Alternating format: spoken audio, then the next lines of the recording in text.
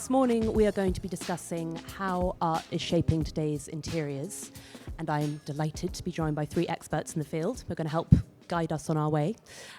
We have interior designer Rachel Chudley, who is a regular on the pages of House and Garden, most recently as the winner of our Rising Star Award.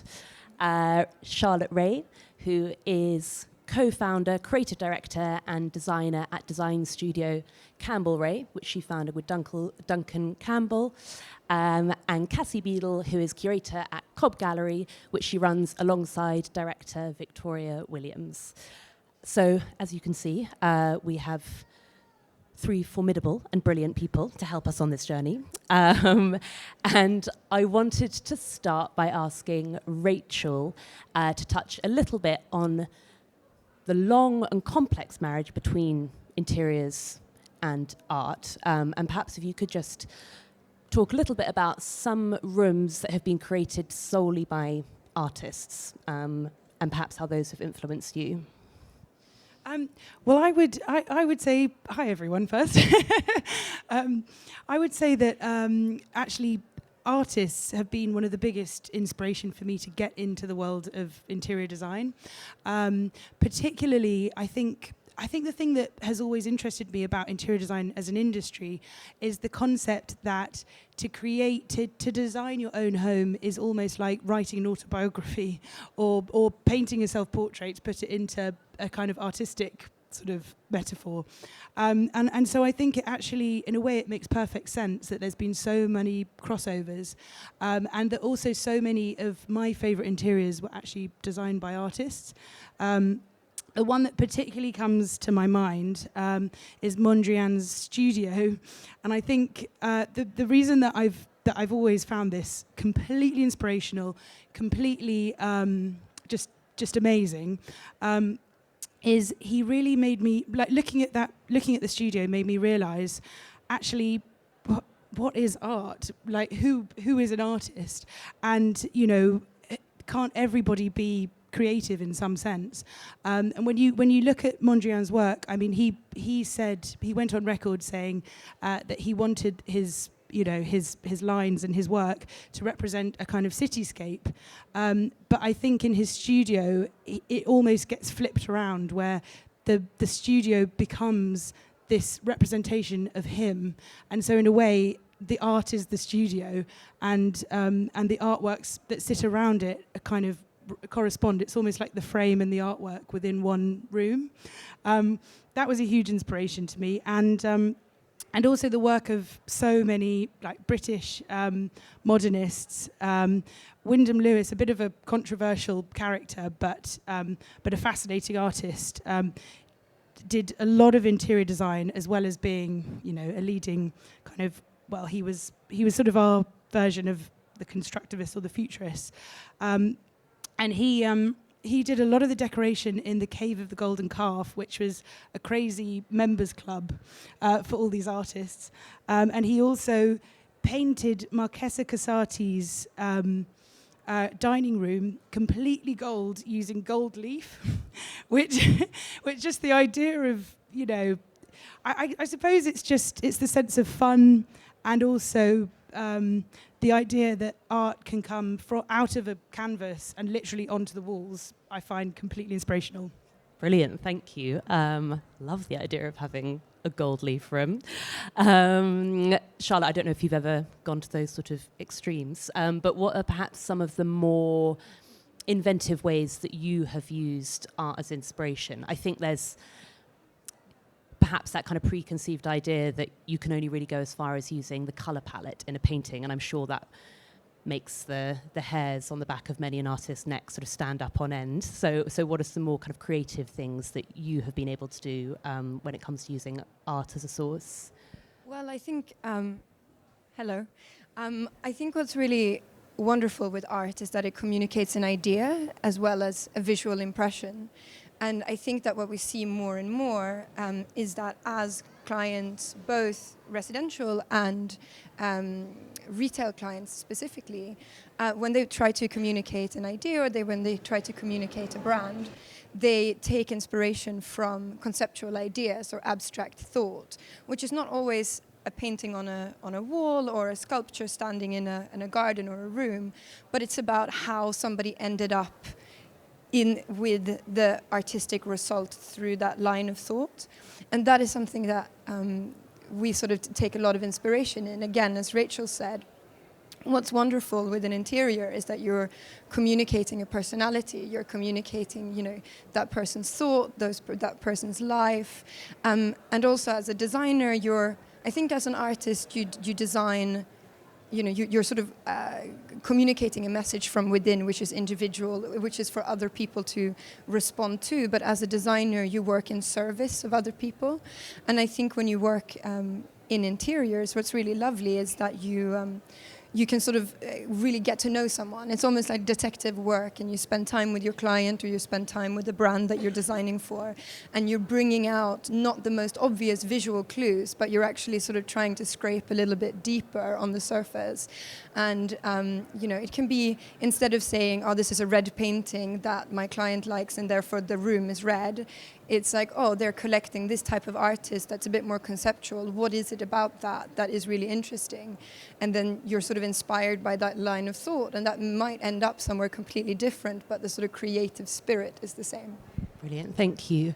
I think probably what's sort of clear from what both of you have said is that the human relationships are so key to this, which is where I want to bring Cassie in and ask, how can you have a really fruitful relationship between an artist or a gallery and an interior designer? I know you and Rachel work very closely, so can you touch a little bit on that? Yeah, so I suppose there is a bit of a grey area in terms of the politics of the art world and collections, and where I suppose there's a fine line between just selling work and putting them into interior spaces, or getting work into important collections which then enhance an artist's career. But we're at Cobb Gallery, we're pretty particular about when interior designers approach us and they want certain works. Like, there is a certain nuance where we have to kind of detect like whether it's going to be the right place for the artist. We have to kind of like bracket both sides of the spectrum, I guess. So obviously working with Rachel and I actually met, we actually have degrees in art history, so I know we met at university. So I know that an artist's work in Rachel's hands is in safe hands. So yeah, it's very much about kind of working out where work is best placed, and whether looking at an interior designer's work and seeing whether that's going to be the kind of correct environment for it. But at the same time, like, if they seem to have understood the concepts of the artist that they're looking at, or they seem to have, like, we did a collaboration with Bella Freud, and she's actually a big collector of the artist's work that she actually incorporated into an interior project that she did. So there's always just like little elements where you're like, oh, okay, well, no, she knows the artist's work. She knows that this is going to there's going to be a conversation between the interior and the artist. So, yeah, I mean, it's actually, for Victoria and I, sometimes some of our most fulfilling projects are kind of working to brief, and, when Rachel's designs land in our inbox, where it just gets everything fizzing, because as much as we represent a certain roster of artists, we have such a huge network of artists that we've either collaborated with or we have done other projects with off-site internationally. So sometimes it's nice to kind of get back in contact with artists and be like, hey, this project's come up and your work would be the perfect fit. So it's actually kind of starting with the interior design can actually be really, it allows us to get our kind of curatorial juices flowing and really think about the environment that the painting or the work of art's going to go in. So it's actually it can be a really rewarding process for us. And then when you get extraordinary photographs of works in interiors, it just you get a kick out of it, basically. It all begins to make sense when you can sort of see them in situ. Yeah, it's amazing, and in a really different environment. I've included some pictures of some works of art in the gallery space and thinking about it in that white cube, and then how transformative those works are when put into an interior. That just gives it just such a different context. It's Yeah. amazing. Well, I think we sort of touched on this before we started the talk as well. And obviously it's very kind of prescient that we're talking about this at the tail end of Frieze Week, where you will see more and more of the booths, particularly at Frieze Masters, beginning to show art in a domestic setting. So we sort of moved away from this idea that you can only have a big, shiny, contemporary artwork shown in a white cube. I think there's sort of a bit more nuance and creativity and a sort of more considered approach now, which is something that's coming out of your relationship. And I wanted to ask Rachel, is there a sweet spot with the client? At what point should you begin to be considering the art, if they've got a collection or if they want to start a collection? Sort of when in your process do you start to think about it? We don't. I mean, we do have a lot of rhyme and reason to our process, but when it comes to working with art, there isn't actually that much rhyme or reason. It's essentially all the way through the process of of doing up somebody's house. We are constantly thinking about their current art collection, elements that can be introduced into it, and also how we can react and reflect their tastes and desires and like what they love, because you can see all of that in the pieces that they've collected. So it's literally all the way through, from beginning to end. And sometimes you'll go, if it's a really big project and it takes a year and a half or 2 years, you'll go the entire time thinking, oh yeah, we've got this planned out, for the letter of the law, and then literally a month before they're about to move in, we'll say, actually, take another look at this work of art that we're putting on this wall. And in fact, this has happened recently with Cassie. Actually, let's ask that artist to make a stained glass window that's going to be totally abstract, that's going to be over here, and this completely will change the entire house, and suddenly it'll be our favorite thing and the client's favorite thing. But it has to, for us, it happens really organically. So I don't think you can try and set out a rhythm, but essentially these things do kind of pop up as you start to kind of have fun in the space.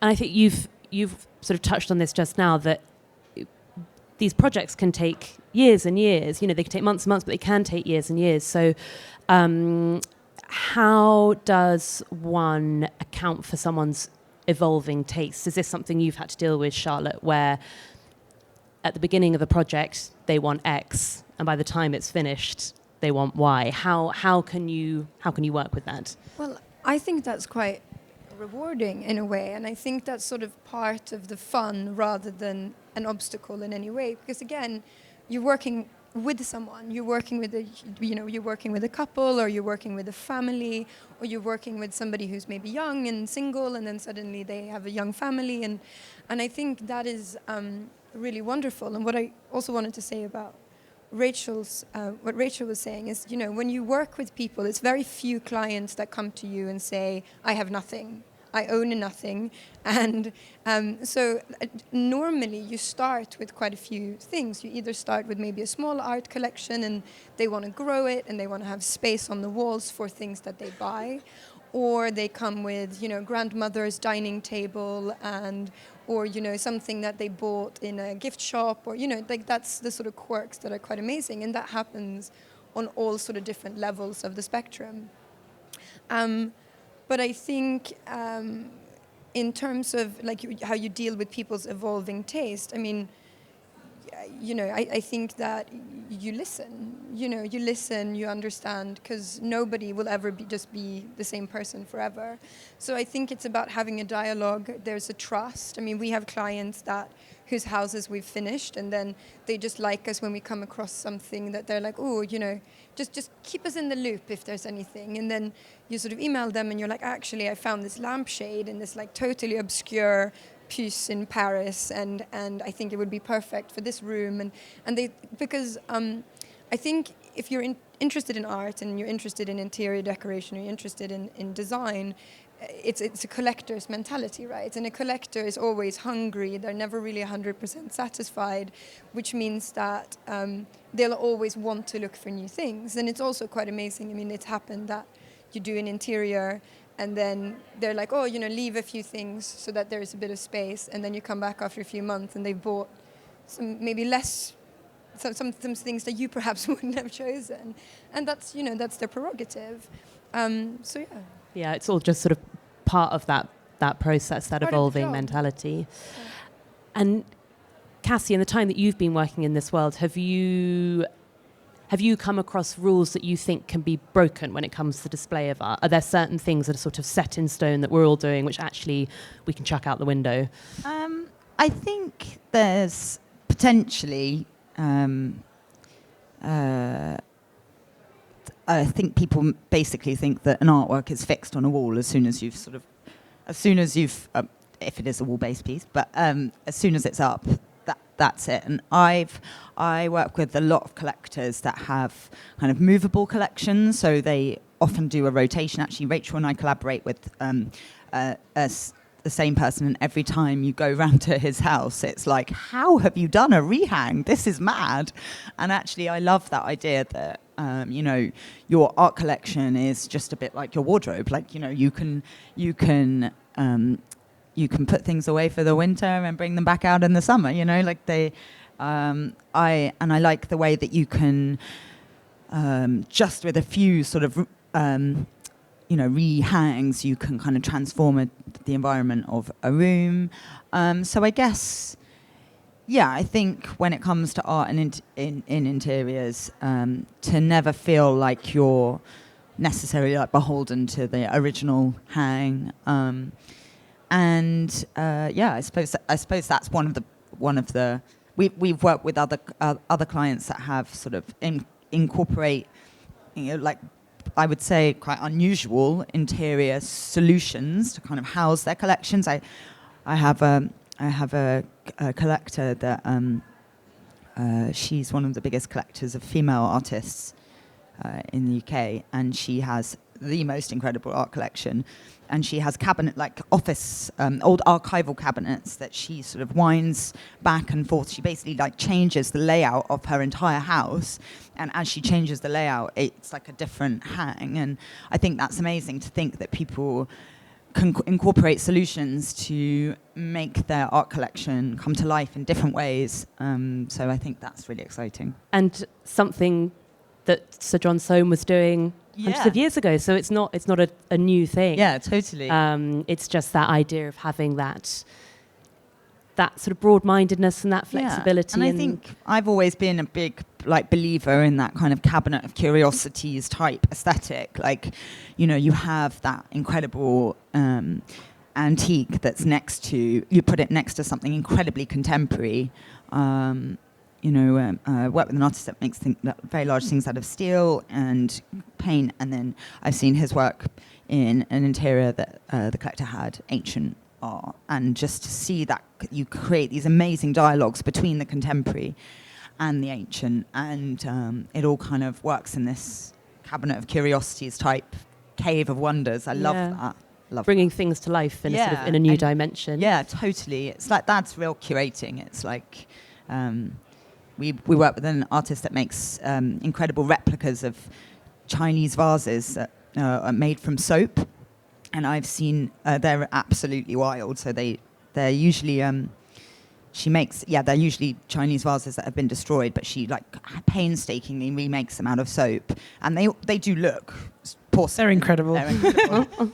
I've seen her work, and she displays these soap replicas on top of crates, and I've seen her work next to the originals, and you're just like, oh, that is just so cool. Amazing. It's so great.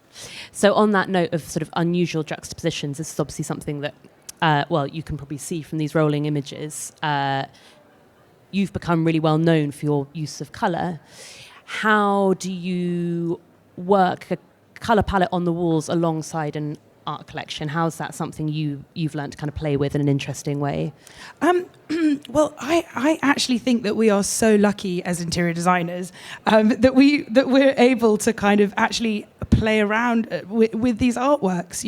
When I look at how much Cassie has to do when she's hanging a show, and essentially, I think, my role as an interior designer is to delight the person that I'm employed by, and so to to sort of bear that in mind, I try and think of fun and unusual ways to complement the artwork that we're putting on the walls.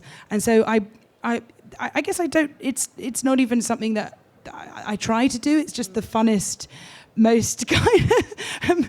It's just the thing that makes sense for each particular job. And I'm also incredibly, incredibly lucky to have a mentor and also collaborator in Donald Kaufman, who is actually one of the world's leading colour experts.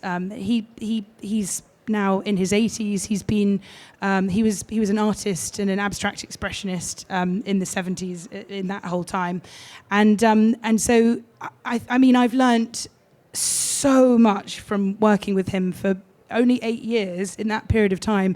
I think because he comes when he's designing paint colours for a wall, because he's actually an artist himself, he comes at it from a completely different angle. And whether it's working with an artwork that's on the wall, or actually, I mean, I believe he is creating an artwork in the colour itself as well.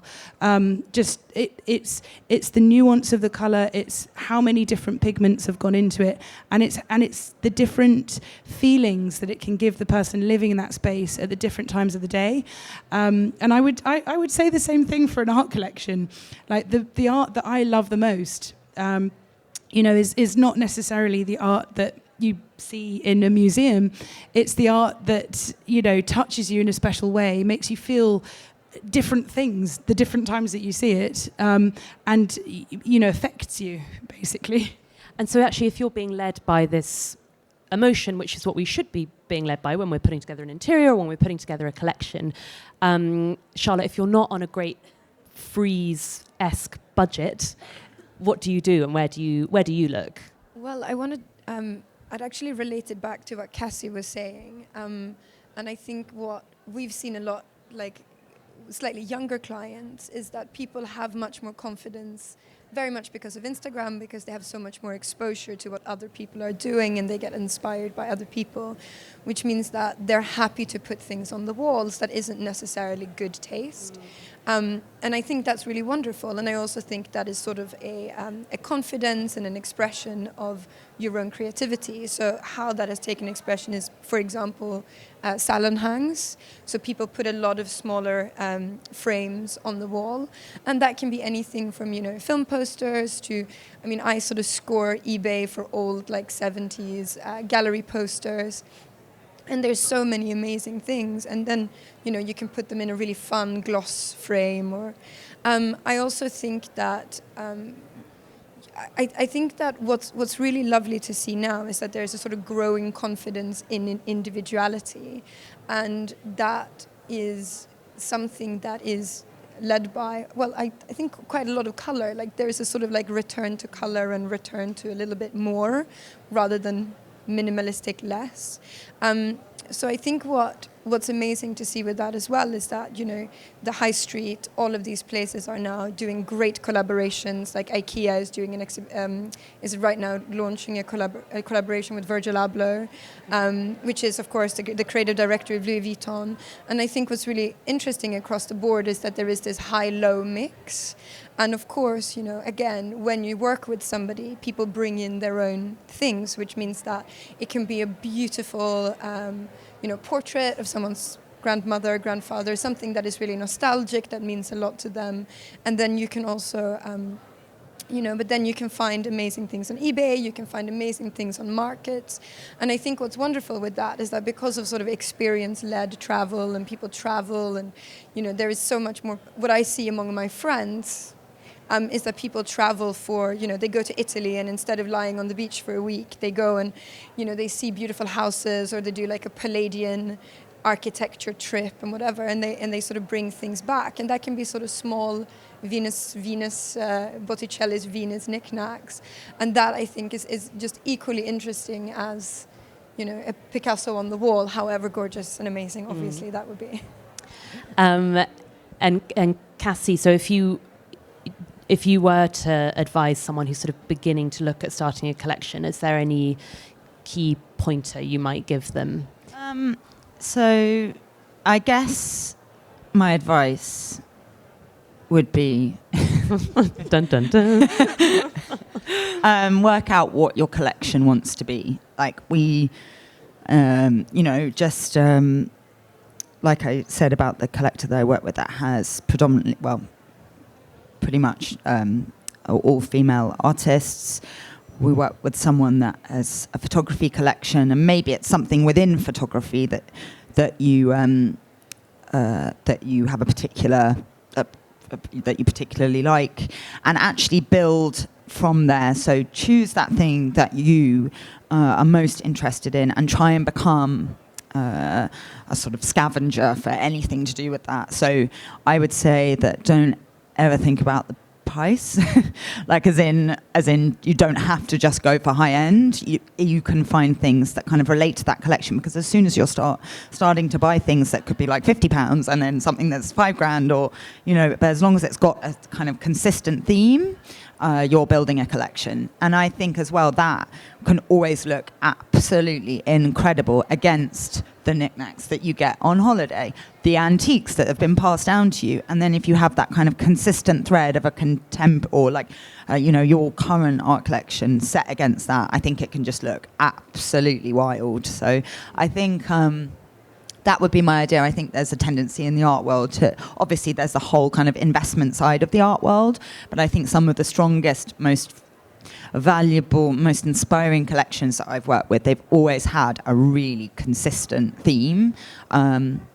There's another collector I work with that she collects fiber art, so textile art. I mean, her house is wild as well, and it's like, she sort of drapes her and she really plays around with hangs. So she's sort of got these I guess like pylons that like run through her like warehouse, and she kind of hangs them all these amazing textile pieces over in this kind of really quite minimal space, and often the textile pieces are incredibly rich and incredibly colourful. So you get it as soon as you walk into her house, you're like, right, you collect that. Yeah. So it's like so give your collection a focus if you can. Yes, I think that's, and in that way you can kind of bypass that investment side of it, in terms of you should only buy over a certain threshold, or you can pick something, you can start going to, I go a lot to every year I do the graduate shows, and I think people don't realize that you can buy the work from the artists at graduation. That's something that it's an amazing way to kind of, first of all, create a market for a young artist, which we're big supporters of emerging artists. And also you can pick something up for, before it really has had, taken off in a kind of financial sense. So I'd say if you, if you wanted to get into collecting art as well, that's a fabulous way in. And I suppose that's also a useful tool in honing your eye and working out what you like, because if you're going to a graduate show, you haven't got all that white noise of who people are saying you should like. You're just going on your gut. Or exactly, and actually it's like the ultimate gamble. You're like, you have to really trust your instinct there and just commit. Yeah, and commit. Yeah. Cassie, I also wanted to ask you, which Rachel mentioned earlier on, this project that you two collaborated on with the stained glass window, because I'm sure there are lots of people here who would be interested in hearing about the commission side of things and how that might work with an artist or a gallery, and how you can practically apply that to your projects. What's your experience of doing that? That can be really, really fun. And actually the project that Rachel and I, which Rachel cited, is the artist actually is known for her drawing practice. So she used to be the studio assistant to Jake and Dinos Chapman. So she has this kind of quite dark. As you imagine. That's a nice way of putting it. Call it bluntly. Quite dark drawing or aesthetic. But it was Rachel that was like, hang on a second, this would translate so well in a kind of interior crossover into stained glass. And I guess what we have to do as responsible gallerists is we always have to kind of ask the artist, like, are they happy with that?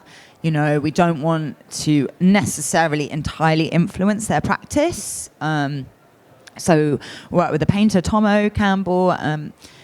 We don't do very many commissions. We kind of try, you shouldn't, well, there has to be a balance. But with him, we say that you can choose the palette, you can kind of choose the iconography, but you have to let Tomo, and you can choose the size, but you have to let Tomo do his thing. You can't just say what we were saying before, oh, I like that, but can I get it in yellow? Like, you can't do that. That's just ridiculous. But like the stained glass window project was really exciting because the artist Kat she was like, oh, I've always wanted to know what my work would be like in this kind of sculptural way, and she was like actually really honoured to be asked to kind of explore another side of her, or applying her work to a different medium, a very traditional medium as well, which links back to her drawing practice, because obviously drawing is so traditional, but she sort of subverts it in this crazy way.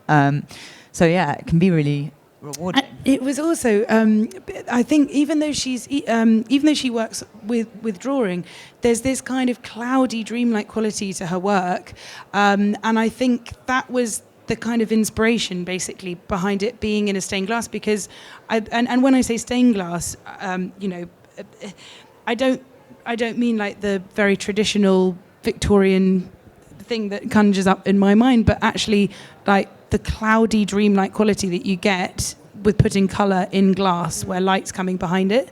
And I think it's one of those things, I think, with design and with all things, if you're excited about something, it's worth sharing it. That's and why seeing it's if such a somebody pleasure else gets excited. That's why it's a pleasure working with you, because you have a sensitivity to the artist's practice. Like, you can see that would work well, and I think that's quite rare. Like someone, like an interior designer, to be like, to kind of to put forward ideas. I think Rachel's inspirational like that. Isn't it? I think that brings us round quite sort of in a nice circular way back to the beginning of our conversation when we were talking about sort of artists being at the centre of a room. So I wanted to, well, first of all, thank you all very much. I think we've kind of learnt lots. Listen to your clients, learn from their personality, hone your eye, and I suppose where possible, have a focus, whether it's on your collection or it's on theirs. I wanted to open up to the floor and see if there are any questions. None. Oh, well, perfect. Thank you all very much for coming. Oh, hang on, we have got a question. Yes. There's a microphone coming. Hi. Hi. I was wondering, so when you work with a client on their collection, do you usually initiate a client to the work of an artist, or do you show a piece of work and you ask the client if he likes it? What is the relationship with the client and the artist? That's a really, really good question, and I think I really count myself as incredibly lucky, because I would say every single client so far that I've worked with has been really interested in meeting the artists, and so I think that's actually relatively rare. But I think even if you're an interior designer who has a client that might not want to go to that trouble, you could actually try and convince them to. And I think also Cassie is incredibly kind of generous with her kind of contacts in a way. So she represents so many artists. She does all this hard work to find these people who quite often, I would not have access to. And it's a collaborative approach. So we'll go to Cassie, we'll meet her in the gallery, and then she'll say, oh, you've got to come to this person's studio and meet them in person, talk to them about their work. And that, I mean, I think that is such a privilege to be allowed that kind of access. And also, I think it's lucky when you get people who are, they're creative. They want their homes to be to mean something to them specifically, and so they're open to going on that kind of a field trip. Which, I mean, actually, it's even led us to like a castle in. Do you remember that? Oh God, that was crazy. A really crazy. Yeah, we've been all over the place to meet up with people and talk about their practices. But yeah, it happens throughout the process. Sorry, to come back to your question to stay focused. It happens throughout the process. So towards the beginning, when I'm looking through their collection, and sometimes people come to us and they don't have any art at all. You know, that's happened a couple of times, but they really want it. They've just been so busy with their, getting on with their lives. Actually, to have an interior designer as a conduit to that often the art world can be so intimidating. Yeah. That actually, it can be incredibly valuable that someone as adventurous as Rachel can be like, oh, no, like you can totally become, Right, let's go and do it and have fun. So actually, it's, that it kind of breaks down that intimidation barrier between the art world and the interiors world. I think that can be amazing, definitely. And I think as an interior decorator, as Rachel was saying, you're there to delight and inspire and provide something that someone can't do themselves or don't have time to do themselves. Yeah, or for some reason. And I think that, bringing people to either places like Decorex, or I think what I've seen is that people want to be more and more involved. Some clients are like, okay, in 6 months' time, I need a house for Christmas to entertain my 20 relatives, and like, don't bother me with the details. But that is very rare. And I think a lot of people now, either if you're a curator or if you're an interior decorator or a designer, it's almost a bit of like a pathfinder, and it's about bringing them to the like it could be either like places like Decorex or Pad, or it can be design, it can be art, how do you say, fairs, and that's really sort of like being an ally, being there, and it might just be like taking somebody to an artist's studio and just being inspired and just sort of taking them out of their everyday life. And I think sort of part of the experience, and again, like getting to know your client and understanding and creating a dialogue and trust and all of that, is really sort of sometimes taking them out of their comfortable space and introducing them to people. And I think also for us, that's a huge part of what makes our job fun.